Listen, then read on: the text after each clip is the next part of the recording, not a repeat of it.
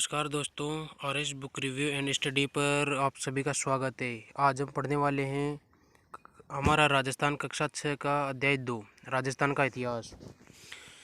चित्तौड़गढ़ जिले के छोटे से गांव बाटोली का छात्र रमेश दीवार पर लगे राजस्थान के मानचित्र को ध्यान से देख रहा था।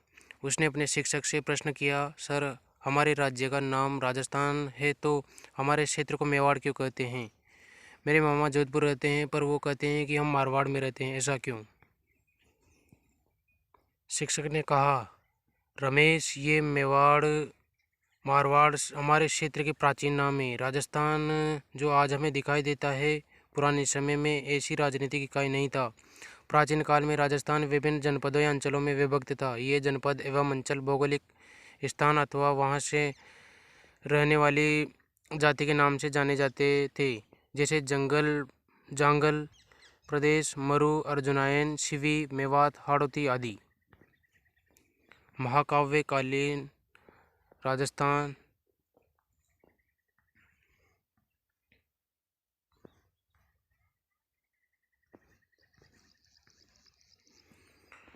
प्राचीन भारत में आर्यों ने छोटी छोटी बस्तियों को मिलाकर अपने अपने राज्य या जनपदों का निर्माण प्रारंभ किया। महाभारत एवं संहिता ग्रंथों में राजस्थान के कई जनपदों का उल्लेख मिलता है। मरु प्रदेश। ऋग्वेद सहित हमारे पुराने ग्रंथों में रामायण, चरक संहिता, महाभारत एवं बृहत संहिता में मरु प्रदेश का वर्णन आता है। मरु प्रदेश आर्यों का प्रारंभिक जनतंत्र था, जिसमें वर्तमान के बीकानेर, नागौर, चूरू, गंगानगर, जैसलमेर एवं बाड़मेर के कुछ भाग सम्मिलित थे। कालांतर में इस क्षेत्र में कुछ विस्तार के साथ कुरु, मद्र तथा जांगल नामक जनपदों का निर्माण हुआ। जांगल प्रदेश। इस जनपद में वर्तमान बीकानेर, नागौर एवं जोधपुर का कुछ भाग आता था। इसकी राजधानी अहिच्छत्रपुर थी, जिसका साम्य वर्तमान नागौर से प्रतीत होता है। पौराणिक आख्यानों के अनुसार यादव वंश के बलराम एवं श्री कृष्ण द्वारिका जाते समय इसी क्षेत्र से गुजरे थे। मत्स्य प्रदेश। इस जनपद का उल्लेख ऋग्वेद में मिलता है। महाभारत में मत्स्य जनपद की राजधानी विराटनगर थी। यह जनपद अलवर एवं जयपुर के मध्य भाग में स्थित था। इस स्थान का वर्णन चीनी यात्री युआन चांग ने भी किया है। मौर्योत्तरकालीन राजस्थान।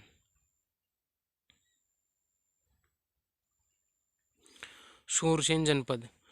राजस्थान के भरतपुर, धौलपुर तथा करौली के अधिकतर भूभाग प्राचीन सूरसेन जनपद में सम्मिलित थे। इस जनपद की राजधानी मथुरा थी।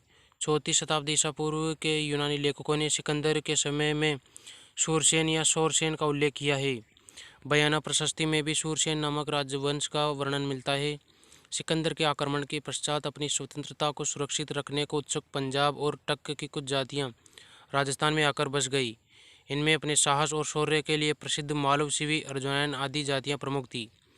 शिवी आधुनिक उदयपुर के पूर्व, पश्चिम तथा उत्तर का संभागीय प्रदेश में शिवी जाति के आधिपत्य स्थापित किया, इसलिए यह शिवी जनपद के नाम से जाना जाता था।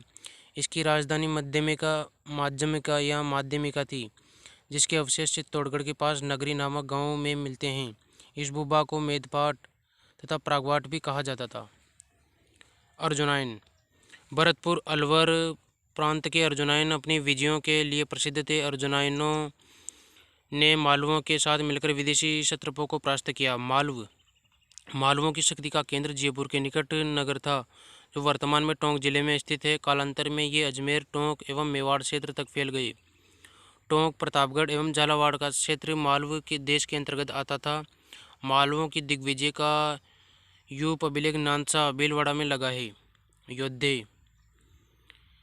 राजस्थान के उत्तरी भाग का योद्धे भी एक शक्तिशाली गणतंत्रीय कबीला था। संभवतया योद्धियों ने ही उत्तरी राजस्थान से कुषाण शक्ति को नष्ट किया। गुप्त काल तक भी ये गणतंत्रीय व्यवस्थाएं अपने अपने क्षेत्र में बनी रही। ऐसा प्रतीत होता है कि गुप्त सम्राटों ने इन्हें अर्ध आश्रित रूप में बनाए रखा, परंतु 5वीं सदी के बाद के हुण आक्रमणों ने यहाँ के गणतंत्रीय जनपदों की व्यवस्था को समाप्त कर दिया। बृहत संहिता नामक ग्रंथ में इनके पतन की चर्चा है। इसके बाद ये जनपद अन्य नामों और सीमाओं को लेकर सामने आते हैं, जैसे मेवाड़, वागड़, मारवाड़, हाड़ौती, डूंडाड़, मेवाड़। प्राचीन शिवी जनपद वाले क्षेत्र को मेवाड़ कहा गया। आधुनिक उदयपुर, चित्तौड़गढ़, प्रतापगढ़, राजसमंद, भीलवाड़ा जिले मेवाड़ राज्य के क्षेत्र रहे। इस क्षेत्र पर 7वीं शताब्दी से आधुनिक राजस्थान के निर्माण तक गोहिल वंश का शासन रहा। नागदा, आहड़, कल्याणपुर, चित्तौड़गढ़, कुंभलगढ़, चावंड, उदयपुर आदि समय समय पर इसकी राजधानी रही। यहाँ की बोली मेवाड़ी है। वागड़। राजस्थान में 2 क्षेत्र वागड़ के नाम से जाने जाते थे, एक डूंगरपुर बांसवाड़ा व दूसरा पिलानी के पास नरहड़, भादरा, नौहर तथा कन्नड़ा का क्षेत्र। किंतु अधिकतर दक्षिणी राजस्थान के डूंगरपुर बांसवाड़ा के भूभाग को ही वागड़ या वागड़ कहा गया तथा इसकी बोली को वागड़ी कहा गया। मारवाड़। प्राचीन मरु प्रदेश ही कालांतर में मारवाड़ कहलाया। 7वीं सदी में इसके मंडोर क्षेत्र पर गुर्जर प्रतिहारों ने शासन किया। बाद में इस क्षेत्र पर राठौड़ वंश का आधिपत्य हो गया। हाड़ौती। आधुनिक बूंदी और कोटा का क्षेत्र हाड़ौती कहलाता है। प्राचीन काल में इस भूभाग पर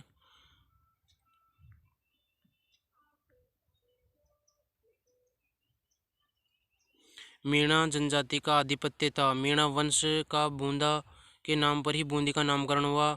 कालांतर में चौहान वंश की हाड़ा शाखा ने इस क्षेत्र पर अधिकार कर लिया। तभी से इस भूभाग को एवं यहाँ की बोली को हाड़ौती कहा जाने लगा। ढूंढाड़। जयपुर एवं उसके आसपास का क्षेत्र ढूंढाड़ नाम से प्रसिद्ध रहा। 12वीं सदी में कछवाहा राजपूतों ने यहाँ की स्थानीय जनजाति के मीणों और बड़गुजरों को परास्त कर अपने राजवंश की नींव डाली। इस क्षेत्र की भाषा ढूंढाड़ी कहलाती है। मेवात।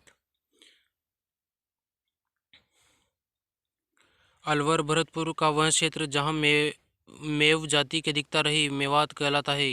मेवातियों का प्रसिद्ध नाट्य आसन का मेवातिता नायक, जो खानवा के युद्ध में राणा सांगा की ओर से बाबर के विरुद्ध लड़ता हुआ मारा गया। इन सब अंचलों के अतिरिक्त भी राजस्थान के कुछ अन्य क्षेत्र जैसे जैसलमेर को मांड या वल, जोधपुर का दक्षिण भाग गुजरातरा, प्रतापगढ़ को कांटल और झालावाड़ का क्षेत्र मालवा, चूरू, झुंझुनू, सीकर वाला क्षेत्र शेखावटी, ब्यावर, अजमेर का क्षेत्र मेरवाड़ा के नाम से जाना जाता है। राजस्थान और इसके विभिन्न क्षेत्र भूगोल और परिस्थितियों के फलस्वरूप अनेक बोलियों, वेशभूषा, व्यवहार और परंपराओं का धनी है। शब्दावली। अंचल, क्षेत्र, ऋग्वेद, प्राचीन ग्रंथ, प्रथम वेद। क्षत्रप, प्रांत का मुखिया, राज्यपाल।